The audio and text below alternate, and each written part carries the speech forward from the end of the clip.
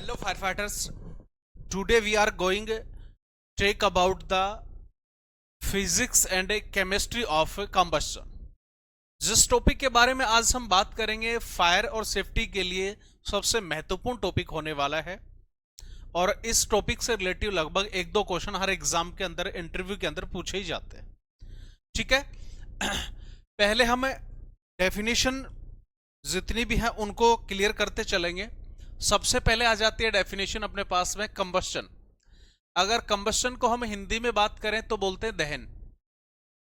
ठीक है, दहन। Combustion may be defined as a chemical reaction taking place in combination of fuel, heat and oxygen। आपने सुना होगा दहन जो है क्रिया वो क्या है, एक रासायनिक अभिक्रिया। जाहिर सी बात है दहन जो है वो क्या है, एक रासायनिक अभिक्रिया। और ये जो रासायनिक अभिक्रिया है वो किस किस के माध्यम से पूर्ण होती है ये भी आपको पता होगा।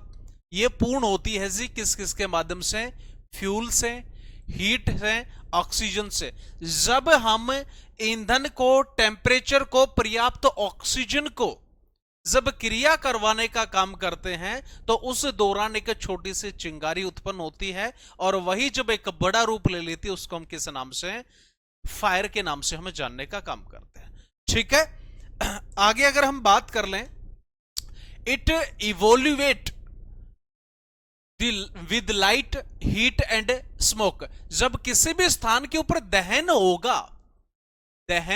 होगा तो उस दौरान उसके अंदर क्या निकलेगा, लाइट यानी कि प्रकाश, ठीक है, हीट यानी कि ताप और स्मोक यानी कि धुआं।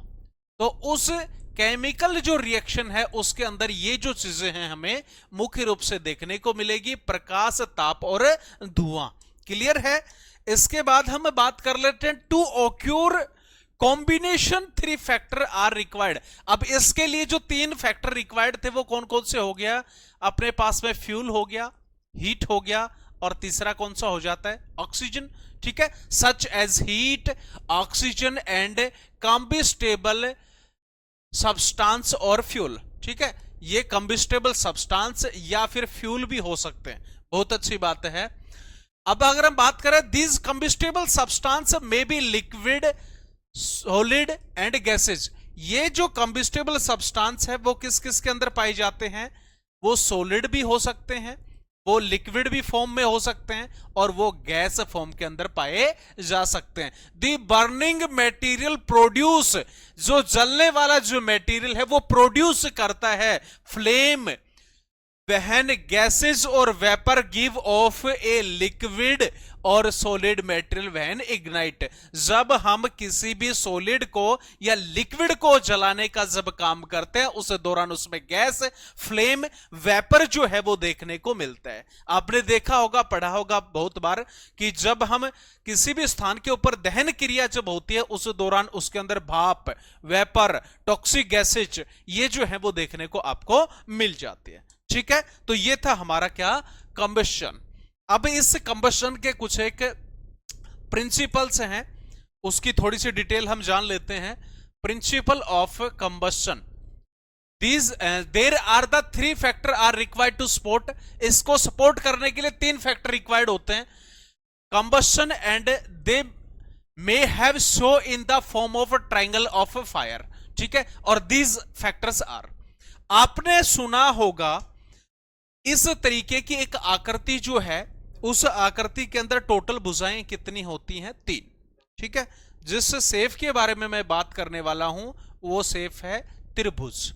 एक भुजा ये हो जाती है, सेकंड ये होगी, तीसरी ये, तीनों की तीनों भुजाएं मिलने के बाद में क्या बनाती हैं, वो तीनों की तीनों भुजाएं मिलने के बाद में एक ट्रायंगल बनाती है। सेम उसी तरीके से जब आग लगती है तो उसके अंदर भी 3 भुजाएं काम करती हैं और वो 3 भुजाएं कौन कौन सी हो जाती हैं मेरे भाई, 3 भुजाएं होंगी इसके अंदर। ये वाली हो जाती है जैसे हीट, ये हो जाती है ऑक्सीजन और ये हो जाती है फ्यूल।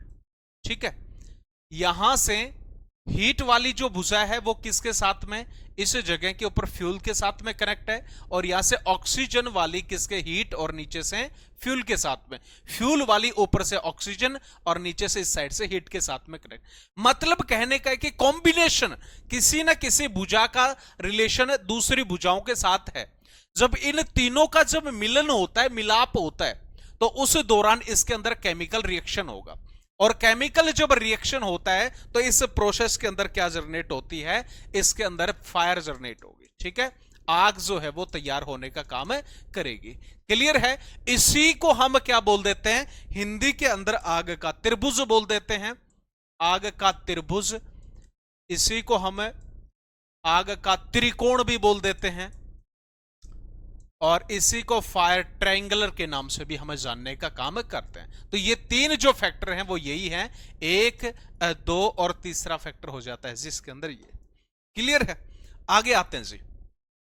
अब इसके अंदर जो थ्री फैक्टर्स हैं उसकी कुछ छोटी छोटी डेफिनेशंस देख लेते हैं हम। फ्यूल की अगर हम बात कर लें, which may be in the form of solid, liquid and gas. Fuel जो है वो सॉलिड में, लिक्विड में और गैस फॉर्म जो है उसके अंदर देखने को मिलता है। अगर हम बात करें हिंदी में तो फ्यूल क्या होता है कि जलने योग्य पदार्थ, जलने योग्य पदार्थ, या हम लिख सकते हैं बर्निंग मटेरियल। क्लियर है?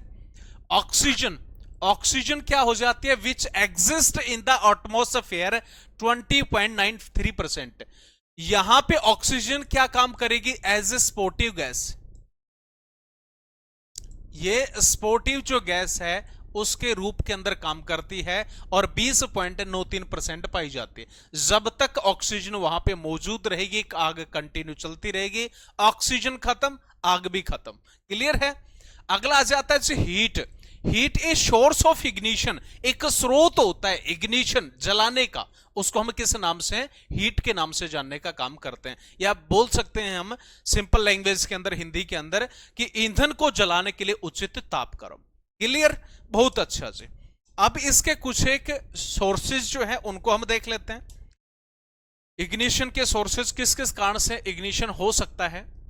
The followings are the possible source of ignition to start a fire. ये एक फायर को लगाने के अंदर कुछ एक पॉसिबल जो सोर्सेज हैं वो आपके सामने हैं। स्मोकिंग मटेरियल्स, यानी कि धूम्रपान वाले जो मटेरियल्स होते हैं उसके माध्यम से भी आग जो है वो लग जाती है, इग्नाइट हो जाती है। इलेक्ट्रिक जो आर्किंग है उसके माध्यम से भी आग लगती है।